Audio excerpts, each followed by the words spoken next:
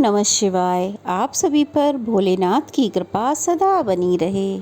इस बार आषाढ़ महीने के शुक्ल पक्ष में पड़ने वाले प्रदोष के तिथि को लेकर लोगों के मन में बड़ा असमंजस है, क्योंकि इस बार जो त्रयोदशी की तिथि है वो 18 जुलाई गुरुवार रात्रि 8:45 से शुरू हो रही है और मान्यताओं के अनुसार प्रदोष व्रत में प्रदोष काल में भगवान शिव की पूजा की जाती है। प्रदोष काल में पूजा करने के बाद उपवास खोल लिया जाता है और जिस तिथि में प्रदोष काल का समय प्राप्त होता हो उसी तिथि में उपवास रखना सही होता है।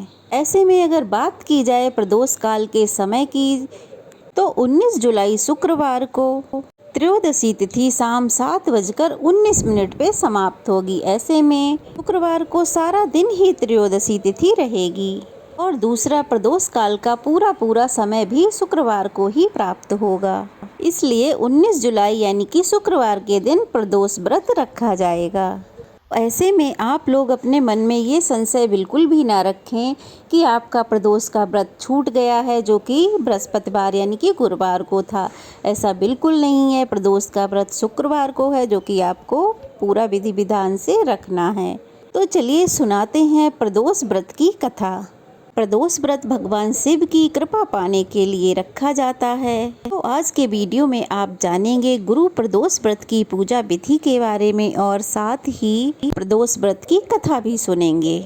गुरु प्रदोष व्रत की पौराणिक कथा के अनुसार एक बार देवराज इंद्र और वृत्तासुर की सेना में भीषण युद्ध हो गया। देवताओं ने दैत्य सेना को पराजित कर नष्ट भ्रष्ट कर डाला। यह देखकर वृत्तासुर क्रोधित होकर स्वयं युद्ध करने के लिए तत्पर हुआ। आसुरी माया से उसने विकराल रूप धारण कर लिया। सभी देवतागण भयभीत होकर तब गुरुदेव बृहस्पति की शरण में पहुँचे। मुनि बोले, पहले मैं तुम्हें वृत्तासुर का वास्तविक परिचय दे दूं। वृत्तासुर बड़ा तपस्वी और कर्मनिष्ठ है। देवतागणों उसने गंधमादन पर्वत पर घोर तपस्या कर शिवजी को प्रसन्न किया। पूर्व समय में वह चित्ररथ नाम का एक राजा था। एक बार वह अपने विमान से कैलाश पर्वत पर चला गया। वहां शिवजी के वाम अंग में माता पार्वती को विराजमान देखकर वह उपहास उड़ाता हुआ बोला, हे प्रभु, मोह माया में फंसे होने के कारण हम तो स्त्रियों के वशीभूत रहते ही हैं, किंतु देवलोक में ऐसा कभी दिखाई नहीं दिया कि कोई स्त्री आलिंगनबद्ध होकर सभा में बैठे। चित्ररथ के यह वचन सुनकर भगवान शिव हंसकर बोले, हे राजन, मेरा यह व्यवहारिक दृष्टिकोण अलग है। मैंने मृत्युदाता कालकूट महाविष का पान किया है, फिर भी तुम साधारण जन की तरह मेरा उपहास उड़ा रहे हो। इतना कहने के बाद भगवान शिव मौन हो गए और मुस्कुराते रहे। किंतु देवी पार्वती को बड़ा क्रोध आया और वह क्रोधित होकर उससे बोली, हे दुष्ट, तूने सर्वव्यापी महेश्वर के साथ मेरा भी उपहास उड़ाया है, इसलिए मैं तुझे अब वह शिक्षा दूंगी। फिर तू ऐसे संतों का उपहास करने का साहस नहीं करेगा। अब तू दैत्य स्वरूप धारण कर विमान से नीचे गिर, मैं तुझे श्राप देती हूँ। देवी पार्वती के इस श्राप से चित्ररथ राक्षस योनि को प्राप्त हो गया और तुष्टा नामक ऋषि के श्रेष्ठ तप से उत्पन्न होकर फिर वृत्तासुर बना।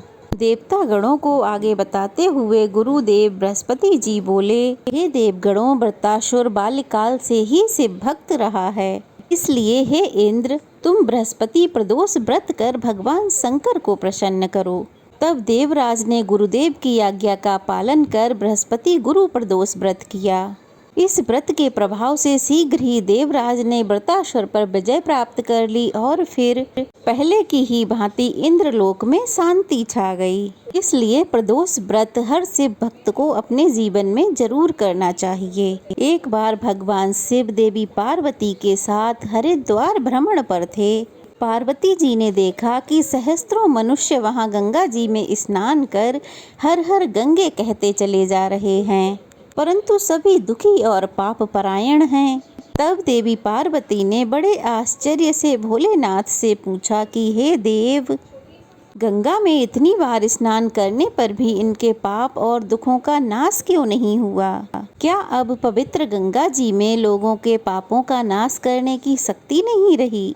तब भगवान शिव देवी पार्वती से कहने लगे, प्रिय, गंगा में तो आज भी वही शक्ति है, परंतु इन लोगों ने पाप नाशिनी गंगा में स्नान ही नहीं किया है, तब इन्हें लाभ भला कैसे होगा? देवी पार्वती ने यह सुनकर बड़ा आश्चर्य किया और फिर पूछा, प्रभु, स्नान कैसे नहीं किया? मैं तो देख रही हूँ कि सभी तो गंगा में स्नान करके आ रहे हैं, अभी तक तो इनके शरीर भी गीले हैं। तब भगवान शिव ने कहा, देवी, ये तो केवल जल में डुबकी लगाकर आ रहे हैं, मैं तुम्हें इसका रहस्य कल समझाऊंगा।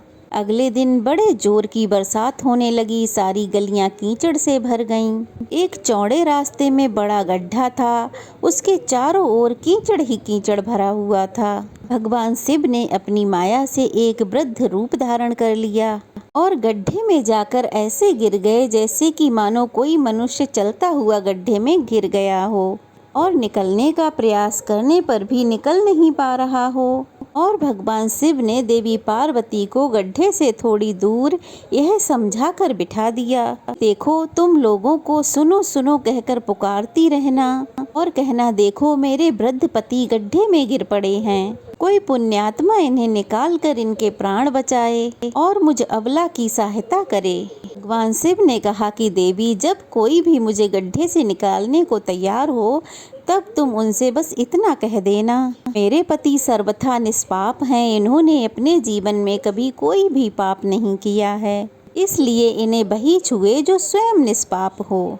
अगर आपने अपने जीवन में कभी भी कोई भी छोटे से छोटा पाप भी नहीं किया हो, तभी मेरे पति को हाथ लगाना, नहीं तो हाथ लगाते ही आप भस्म हो जाएंगे। तथास्तु कह के देवी पार्वती गड्ढे के किनारे बैठ गईं और फिर आने जाने वाले लोगों से भगवान शिव की सिखाई हुई बात कहने लगीं। उधर गंगा जी में नहाकर लोगों के समूह आ रहे थे। एक सुंदर स्त्री को यूं ही दलदल के पास बैठी देख कई लोगों के मन में तो पाप आ गया। कुछ लोग लज्जा के डर से डरे और कुछ लोगों को धर्म का भय हुआ। कुछ लोगों को कानून का डर लगा तो कुछ लोगों ने तो पार्वती जी को यह सुना दिया कि मरने दे उस बुढ़े को, क्यों उसके लिए रो रही है। आगे और भी कुछ दयालु सुचरित्र पुरुष भी थे।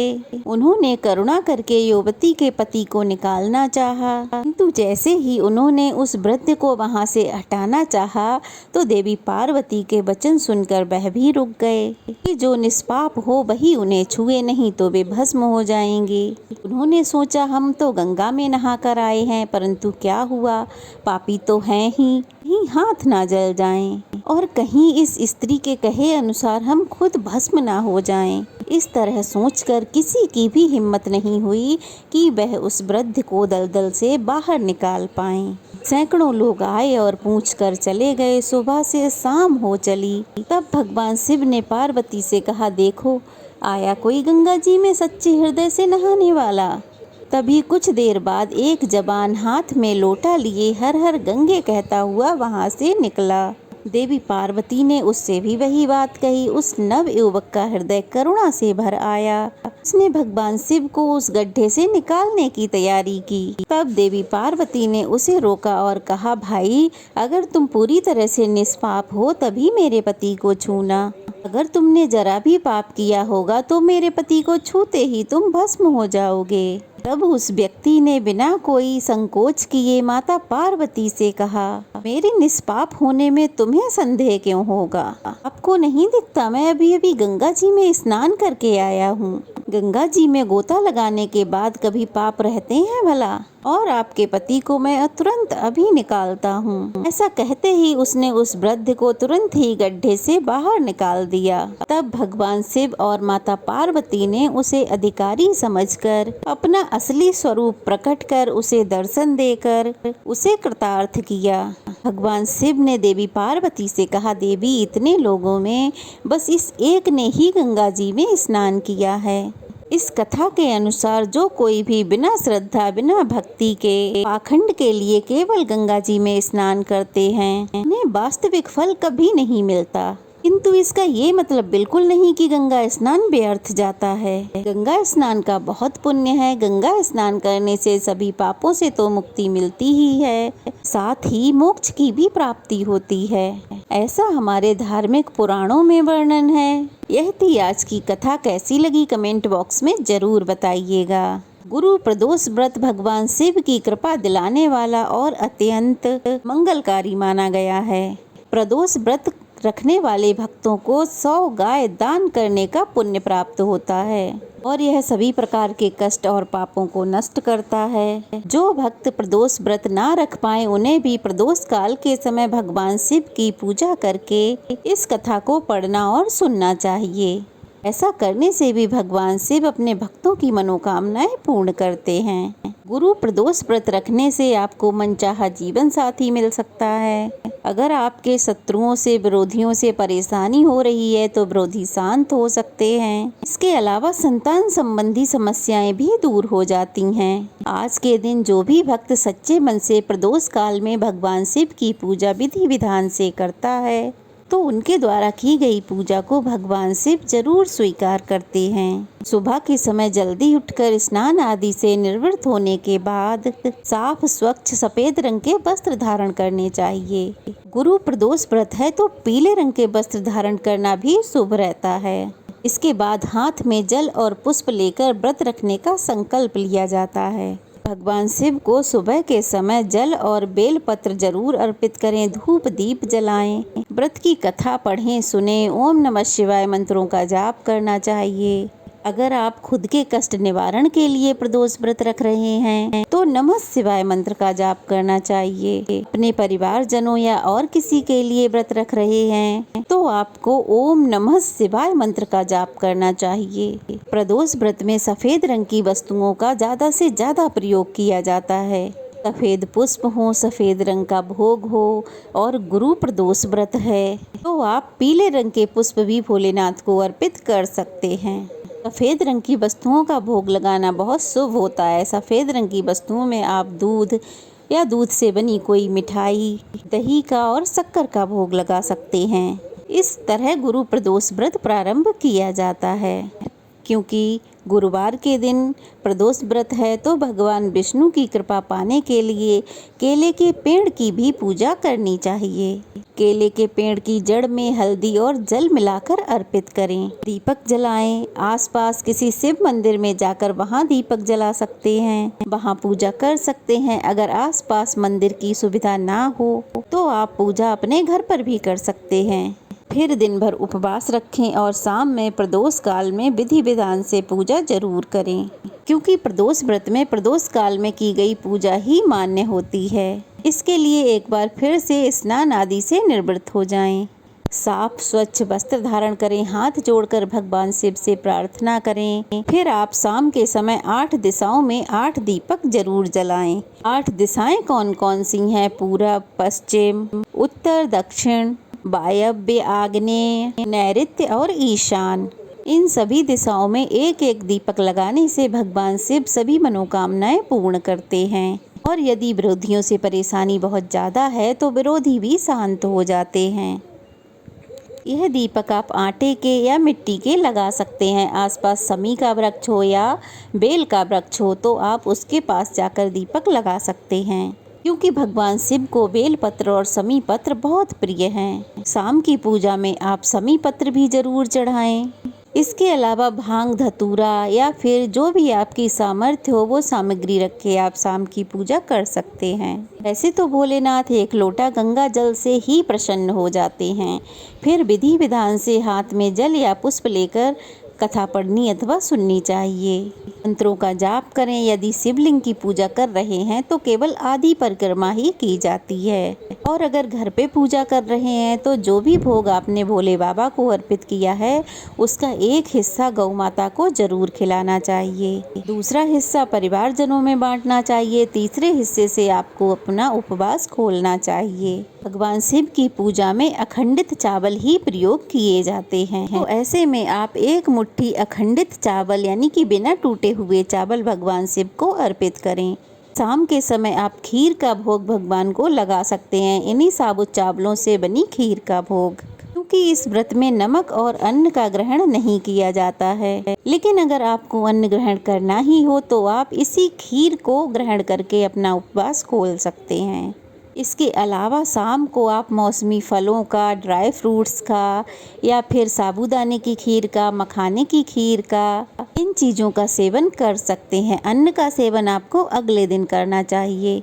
पूजा करते समय शिव चालीसा का पाठ, शिव स्तोत्र का पाठ, शिव रुद्राष्टकम का पाठ करना चाहिए और फिर सच्चे मन से हाथ जोड़कर पूजा में हुई गलतियों के लिए भोलेनाथ से क्षमा याचना करनी चाहिए। किसी भी उपवास में किया गया दान सफल माना जाता है, उसी से व्रत की पूर्णता होती है। तो आप दान अवश्य करें किसी जरूरतमंद व्यक्ति को या फिर मंदिर में।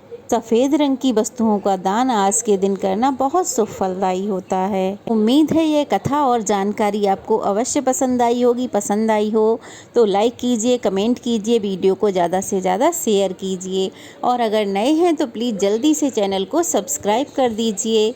तो चलिए फिर मिलते हैं एक नई कथा, एक नई वीडियो के साथ, नई जानकारी के साथ। तब तक के लिए ओम नमः शिवाय। भगवान शिव शंभु यूं ही सब पर कृपा बरसाते रहें।